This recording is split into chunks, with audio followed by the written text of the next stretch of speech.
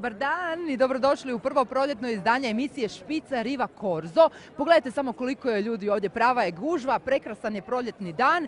Što čovjek više za subotu od toga može poželjeti? Pa još, mislim, super je, prekrasno je, sunčano, vedro, lijepo proljeće, ali još kad si okružen nekim lijepim, dobrim, kreativnim ljudima, onda je još bolje. Zaboravio si reći, Danijele, ekscentrični. Da, svi su mladi, lijepi i ekscentrični. Da, i kreativni, kao što si već rekao, dakle, imat ćemo danas u emisiji glumce koji pjevaju i pjevači koji glume. Naša se kolegica novinarka radoznalo prošetala po najvećem tjednu mode u Hrvatskoj. Imat ćemo i Las Vegas plesačice u onim kostima, Las Vegas, gutači vatre, plesači, pjevači, Elvis Presley vjenčava u kapelici, sve će to biti u emisiji. A kad se već spomenuo kralja rock'n'rolla, od njegove smrti 77. pa do vremena u koje nas vode naši prvi današnji gosti, proteklo je možda koja godinica, recimo do 84. Dakle 7 godina. 7-8 godina, da. Dakle, krivci za ovoliku gužvu... Smo mi, ali smo posudili ove fanove malo crno-bijelom svijetu. Ekipa iz crno-bijelog svijeta je s nama i došli su ovdje da bi se i njihovi obožavatelji upoznali s njima. Bok ekipa, bok!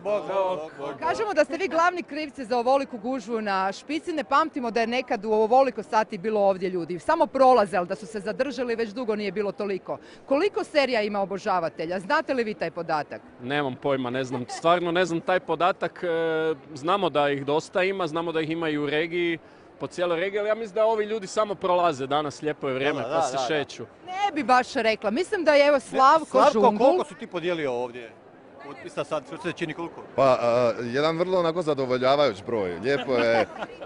Lijepo je vidjeti da smo stvarno dotakli te ljude i njihova srca i nema to veze sad sa nekom pojedinačnom popularnošću, nego mi smo napravili stvarno seriju koja je ušla u domove i to se tu vidi, to su neki divni ljudi. Evo, meni je srce ko kuća, ozbiljno. Potpisao si jednu zanimljivu majicu malo prije. Šta je to bilo? Majica je bila na Riđičkog, o tome ne želim razgovarati. I nju si potpisao? Da. Ti možeš Slavkove potpisivati. Mogu, zašto ne? Tako da, niko nema na Žungula majicu, ali zato nema suzi. Već mi ga ću se popet na nju i ovako jednu sliku opalit. Slavko, jesi vozio ovu bubu? Jesam, da, to je moja suzi. Je bi je zadržao? Kako se čini? Je bi u današnje vrijeme se može... ja mislim da previše troši, nisam toliko baš zaradio na ove 3 sezone, tako da malo teže. Pa to znači ide na produkciju i to, nisam toliko zaradio. Ne, kad bi ja sad rekao na koga ide, ne bi dobro prošli. Čekaj, moramo osim Žungula pitati njegovog najboljeg prijatelja iz serije. Ekipa, hoćete se pomiriti konačno u zadnjoj epizodi? Ne smijemo reći. Kula bi me zadavio, ma ne smijem ništa reći. Ajmo neku malu natruhicu za zadnju epizodu u ponedjeljak. Evo, ajde jednu natuknicu što znam da puno ljudi pita i možda je dobro da to otkrijemo unaprijed da se ljudi opuštenije gledaju. Neće više biti 91. godine, ne morate se brinuti. Evo, to vam je spoiler za... Kula, još nije dogovoreno ništa, ali jesi li spreman za još jednu sezonu? Da! Pa spreman je! U ovom trenutku nisam spreman, nemam baš napisano. Ali bi! Pa uvijek se može, da, ako bude interesa. Da, ono što je zanimljivo što mlade snage, mladi obožavatelji su konačno mogli vidjeti kako je to izgledalo nekad u 80-ima, a neko od njih je i odrastao pred kamerama. Ivane, prezimenjače, kad si počeo imao si koliko? 14 godina. Sad si 19. Da, 19. Od Balavca do evo Stase tog mladića, koliko si ti doznao tim 80-ima, što te je najviše ovako intrigiralo kad ste radili seriju? Pa zapravo dosta sam doznao, nisam baš puno znao jer nije me to tako zanimalo ni prije.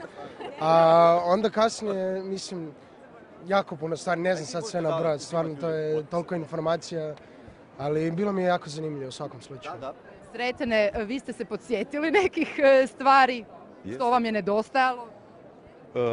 Pa tad mi nije nedostajalo ništa. Ne, nakon tih 80-ih. Pa mislim, nisam shvatio pitanje. Mislim, šta mi je nedostajalo kada?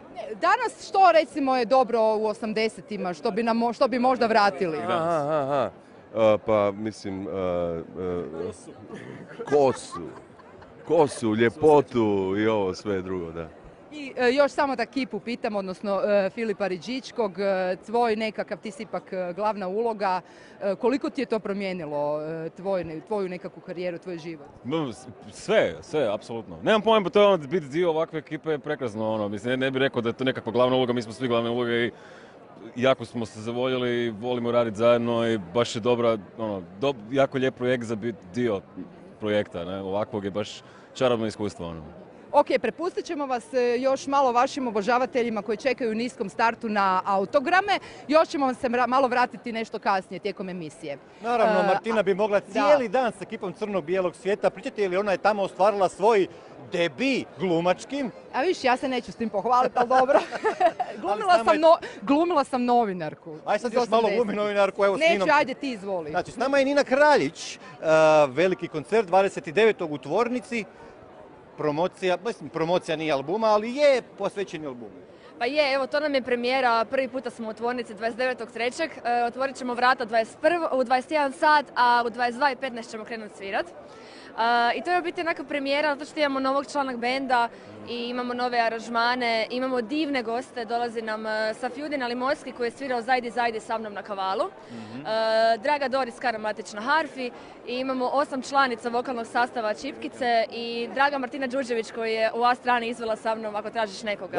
Pa ćete stvarno zaljuljati svijet na tom koncertu. Stvarno ćemo probati, da. Inače, Nina je sve rekla već, kada, gdje, ko su gosti.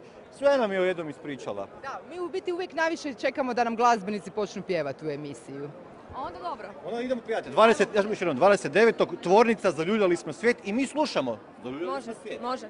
Izvolite. Nina Kraljić.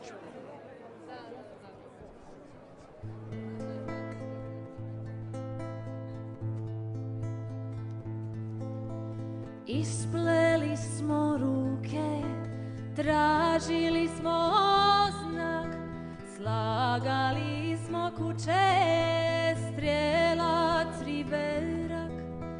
Svijet, zaljuljali smo svijet, u kapi kiše, zaljuljali smo svijet.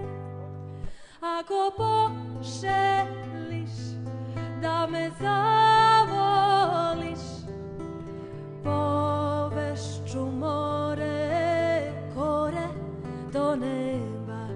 Ako poželiš da me promijeniš, bit ću tek pero golumba.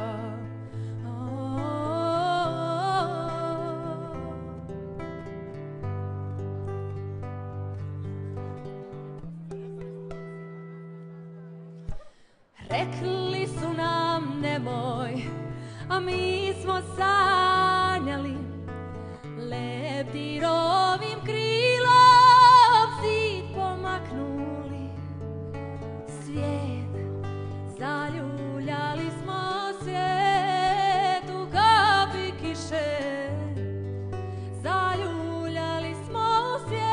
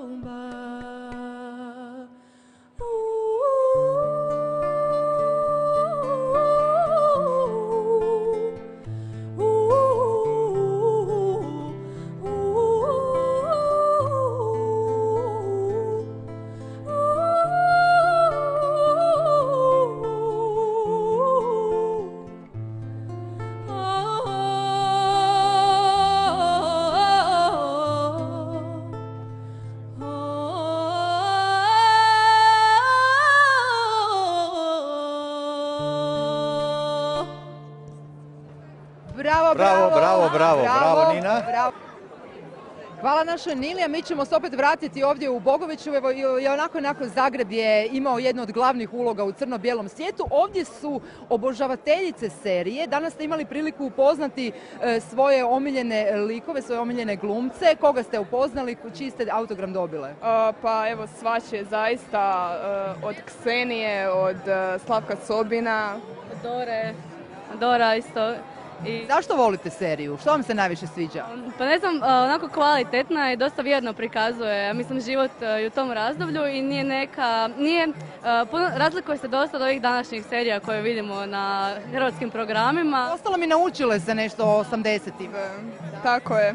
Meni se jako sviđa glazba. Kroz cijelu seriju baš osjećam se dobro dok to gledam i osjećam se malo te nostalgije. Hvala vam, cure. Gledajte i dalje, možete se pridružiti dalje i ostalim obožavateljima i tu je još jedna od glumica. Jelena Miholjević je s nama. Ovi mladi glumci stvarno guštaju, uživaju, daju potpis, ali zapravo dugo se ne pamti, mi koji malo duže pamtimo od njih, ovakva, da kažemo, frka je ovako puno obožavanja. Kako je to lijepo. Sunčani dan, dan narcisa, crno-bijeli svijet. Meni je najdivnije da, mislim, jako je ovo sve ugodno i lijepo, divno je vidjeti ljude da te vole, da te prate, našu seriju. I da su došli u tako ogromnom broju, a najljepše mi da ima jako puno mladih ljudi sa majicama na Azru i Haustor i ne znam, onako da zapravo prate neku mladost koju si ti proživio, da im je to jako zanimljivo i baš ima jako puno mladih ljudi. U stvari, ovo nije kod nas baš česti običaj da se glumci ovako uživo druže sa svojim obožavateljima. Je li vas malo šokiralo ovoliki broj ljudi koji je došao? Pa, mene je malo šokiralo. Ja sam evo došla sa kćeri prošetati i javiti se prijateljima sa mojom Adom. Mislila sam potpisat ćemo koji plakatić, malo se ali ovo da će ovako biti, baš se hollywoodski osjećam. Tako i treba. Što više ovako. Zaslužili ste, Jelena. Uz vas ovako. Hvala. Idemo mi do Rijeke. Do Rijeke, da, mislim da je tamo je naša Ivana Bilen.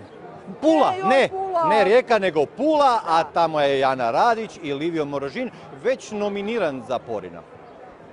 A i vama također, dragi gledatelji, merci beaucoup što ste nas gledali ove subote. Zakazujemo sastanak i za iduću subotu, ali iz Opatije. A do tada Nina Kraljić još jednom uživo, odavde iz Bogovićeve.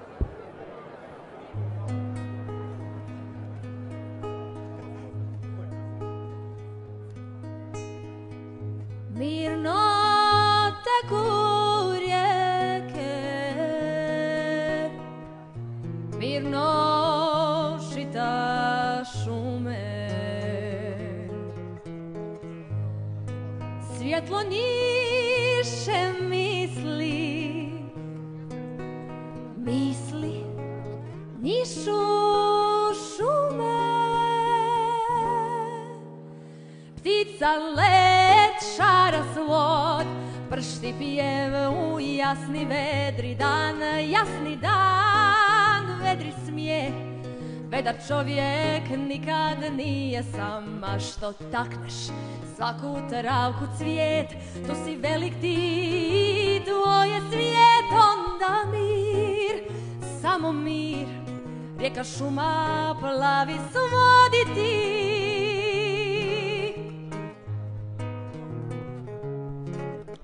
Još da skineš tugu, sjajnu vrelu žarku, sve bi zlato dana stalo u tu bajku, ptica let šara svod, pršti pjevu jasni vedri dan,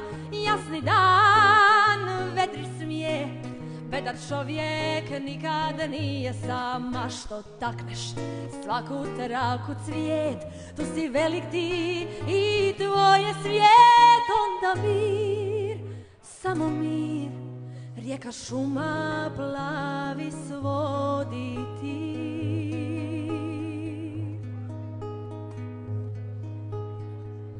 Mirno teku rijeke, mirno žita šume, svjetlo niše misli nišu san led šara svud. Pršti pjev u jasni vedri dan. Jasni dan.